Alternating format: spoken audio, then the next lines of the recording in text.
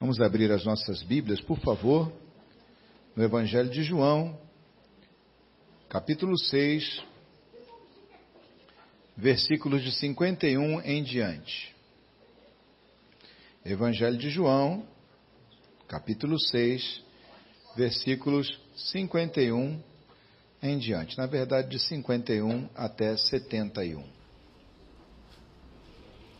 É uma leitura longa, então preste bastante atenção, não é isso? Para você não se perder no meio dela. Diz assim, palavras do Senhor Jesus, obviamente. Eu sou o pão vivo que desceu do céu. Se alguém dele comer, viverá eternamente. E o pão que eu darei pela vida do mundo é a minha carne. Disputavam, pois, os judeus entre si, dizendo, como pode este dar-nos a comer a sua própria carne? Respondeu-lhe Jesus, em verdade vos digo, se não comerdes a carne do Filho do Homem, e não beberdes o seu sangue, não tendes vida em vós mesmos. Quem comer a minha carne e beber o meu sangue, tem a vida eterna, e eu o ressuscitarei no último dia. Pois a minha carne é verdadeira comida, e o meu sangue é verdadeira bebida. Quem comer a minha carne e beber o meu sangue, permanece em mim e eu nele. Assim como o Pai que vive me enviou, e igualmente eu vivo pelo Pai, também quem de mim se alimenta, por mim viverá. Este é o pão que desceu do céu, em nada semelhante àquele que os vossos pais comeram e contudo morreram. Quem comer este pão, viverá eternamente. Estas coisas disse Jesus quando ensinava na sinagoga de Cafarnaum. Muitos dos seus discípulos, tendo ouvido tais palavras, disseram, duro é este discurso, quem o pode ouvir?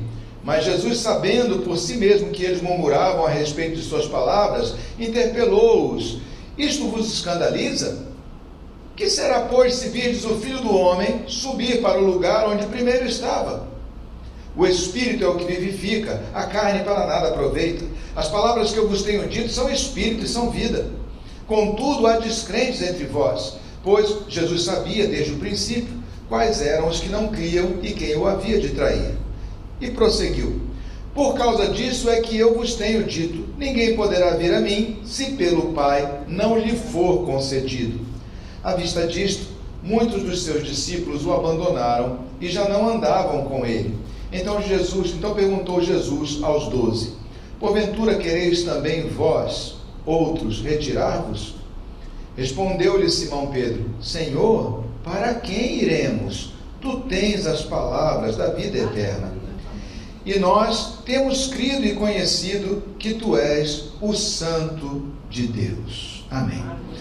Deus Santo, graças te damos, ó Senhor, pela tua palavra, e te pedimos que por meio dela tu venhas falar conosco, ó Senhor, e trazer a nós, ó Senhor amado, entendimento, ó Pai, naquilo que tu tens para nos comunicar nesta noite. Que o teu Santo Espírito fale aos nossos corações por meio dessa palavra, e que ela, ó Senhor, essa palavra que é pregada de modo geral a todos, ó Senhor, se torne, ó Senhor amado, por obra do teu Santo Espírito, específica, especial para cada um de nós, ó Pai.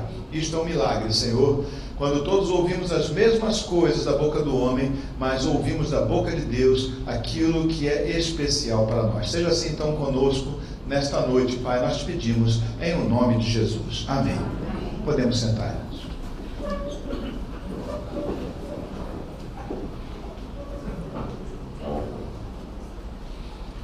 Uma breve reflexão hoje, para que nós possamos dar prosseguimento ao batismo. Mas é importante a gente refletir quais são as bases, os fundamentos da nossa vida espiritual, daquilo que nós cremos. Para que nós, assim, voltando ao princípio, aos fundamentos, possamos então, obviamente, perceber, né, aquilo que é de fato imprescindível e importantíssimo para que assim a nossa fé seja de fato operosa, a nossa fé seja de fato aquela fé que traz resultado para a nossa vida. Nesse texto aqui da palavra de Deus, nós vemos um momento em que Jesus, ao pregar uma mensagem, dizendo-se ele mesmo o pão que desceu dos céus, e dizendo sobre a importância de comer dele e beber dele, né, se alimentar dele, ele viu que muitas pessoas se escandalizaram e se chocaram.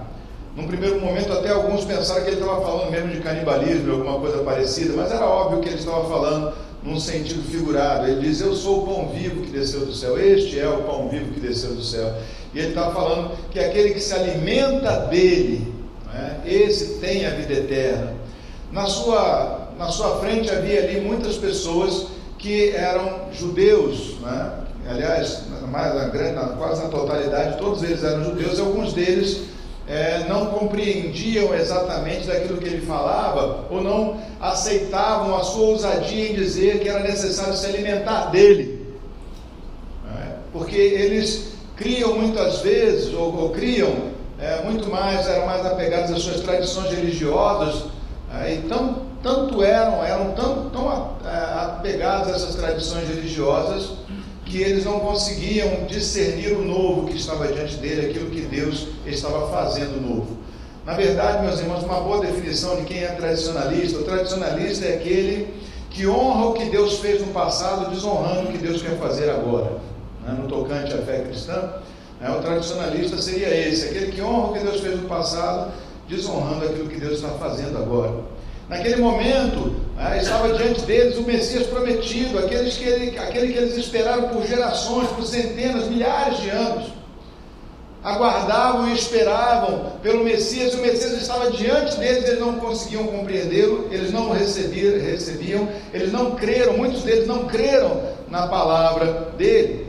E é simples a razão disso, é porque só crer no Senhor Jesus, só podemos crer no Senhor Jesus mediante uma ação espiritual, ou seja, né, quando Deus fala aos nossos corações e nos revela que Ele é o Cristo, que Ele é o Senhor e Deus.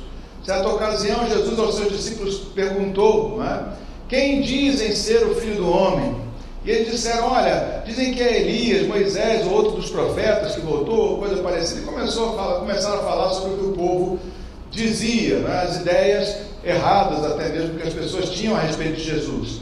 E aí então ele direcionou melhor a sua pergunta, e falando para os 12, para os seus discípulos mais chegados, aqueles que andavam com ele o tempo todo, disse para eles: e vocês? Quem vocês dizem que eu sou? Né? E então Pedro disse: não, tu és, né? Cristo, tu és, né? Ele falou da divindade de Cristo, ele falou da sua fé, de que ele era o Messias prometido e que ele era Senhor, né? E aí então Jesus disse para Pedro: bem-aventurado és, né, Simão, filho de Jonas, né, porque não foi sangue nem carne quem te revelou. Na verdade, né, só podemos chegar a essa compreensão de que Jesus é o Cristo, de que Jesus é o Senhor, de que Ele é Deus, e que Ele é o caminho, a verdade e a vida, por meio de uma ação do próprio Espírito Santo em nós. Isso nos traz, obviamente, um grande conforto, porque uma vez que nós aprendemos isso, que nós recebemos esse conhecimento no nosso coração, esse conhecimento nós o recebemos do Senhor, do Deus Todo-Poderoso, daquele que teve poder para não só se revelar a nós, mas teve poder para criar tudo o que há, e então, portanto, tem poder para sustentar a nossa vida espiritual segundo a sua vontade. Aqueles que são chamados da morte para a vida, que são chamados a andar com Cristo, eles experimentarão ao longo da sua vida a perseverança dos santos. A perseverança dos santos, essa doutrina, né, cristã, né, e bíblica, obviamente, ela fala para nós que aqueles que perseveram são aqueles que foram escolhidos da parte de Deus, esses perseverarão até o final, sem nunca jamais se desviarem. Então, esta obra que Deus começou em vocês, em cada um de nós, começou por revelação. Deus mesmo se revelou a nós, Ele mesmo nos conduzirá em Cristo até o propósito final que Ele tem. Aqueles homens que estavam diante de Jesus, voltando lá para aquele momento de rejeição, aqueles homens se escandalizaram, por quê? Porque estavam apegados às suas tradições e já não estavam dispostos mais a ouvir Deus. E assim então, eles se escandalizaram, se chocaram, porque aquilo não parecia mais com o judaísmo deles. Aquele homem estava se apontando a si mesmo como Messias e dizendo: eu sou o pão vivo que desceu dos céus. E ele disse: olha, o pai de vocês comeu o pão que vocês dizem que Moisés deu, mas eles morreram. Mas aquele que se alimenta de mim, esse viverá eternamente. Aliás, ele também fala, Não foi Moisés quem deu o pão, foi o Pai do céu quem deu o pão.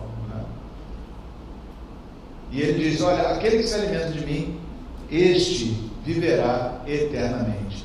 Essa é a palavra que deve estar guardada no nosso coração quando nós decidimos andar com Cristo por toda a nossa vida. Compreender que Ele é o alimento espiritual. Você não pode prescindir do alimento. Nenhum de nós aqui pode ficar sem comer. Pode ficar um tempo até sem comer. Mas certamente nós definharemos, as nossas forças vão se dissipando e nós definharemos e morreremos se não comermos. O que Jesus está dizendo é isso: eu sou alimento cotidiano. Aquele que se alimenta dele cotidianamente, esse está fortalecido. Aquele que se alimenta esporadicamente, esse estará enfraquecendo. E aquele que nele não se alimenta, esse perecerá.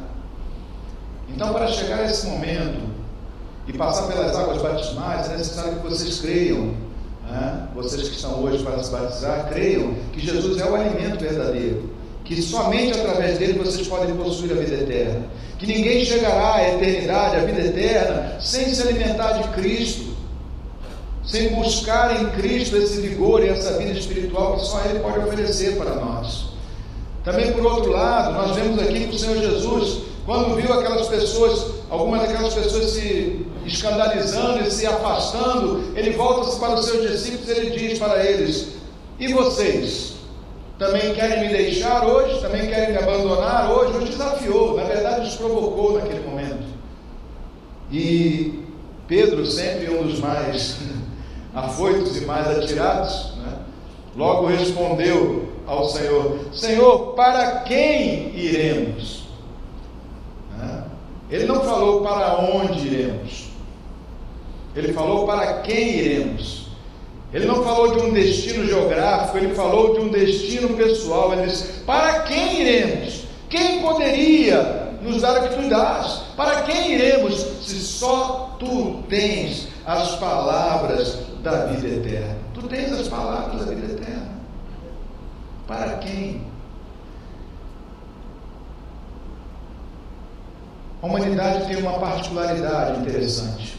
Nós fomos criados por Deus e o nosso coração se ressente da ausência de Deus quando estamos afastados dele.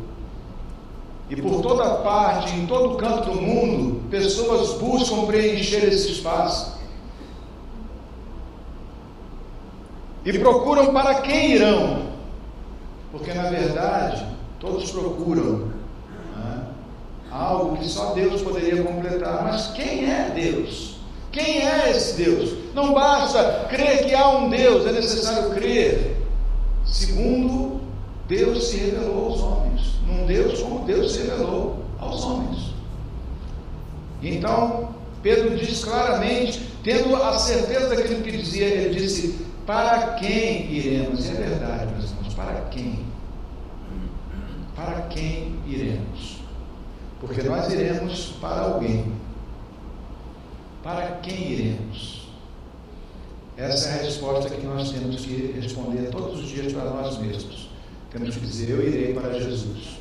Porque eu serei provocado, eu serei colocado em situações em que eu terei que responder para mim mesmo: para quem eu irei?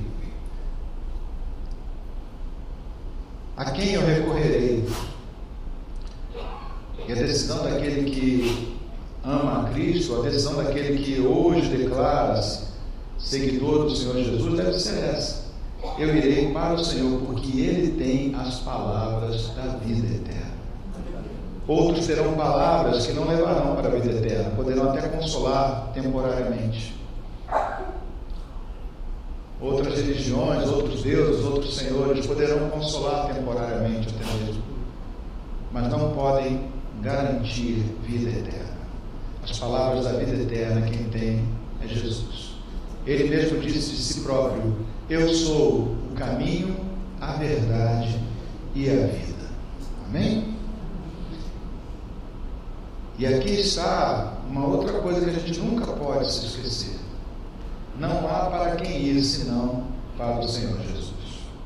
Se essa é a convicção de vocês, então vocês são aptos para o batismo. Vocês foram perguntados, entrevistados, orientados, mas só Deus sabe o que está no coração de cada um de vocês.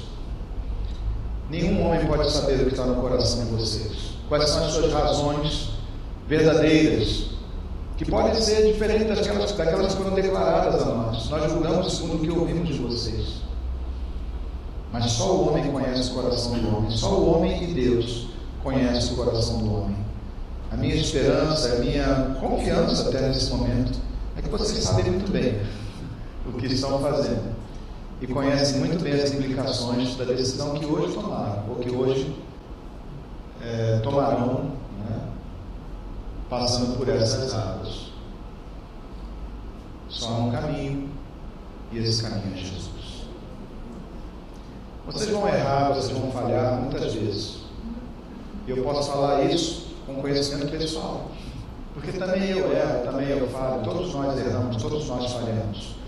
Mas a diferença de ser um seguidor de Cristo e não ser, é que aquele que erra, todos erram, mas aquele que erra, estando em Cristo, busca em Cristo solução e correção. Busca em Cristo a instrução para continuar andando e procurando não errar, ou se esforçando por isso. Vocês não vão se tornar super-homens, pessoas diferentes das demais. Não mesmo. Amanhã vocês acordam do mesmo jeito que estavam hoje, com a sua mesma humanidade, tendo que conviver com as mesmas mazelas interiores muitas vezes.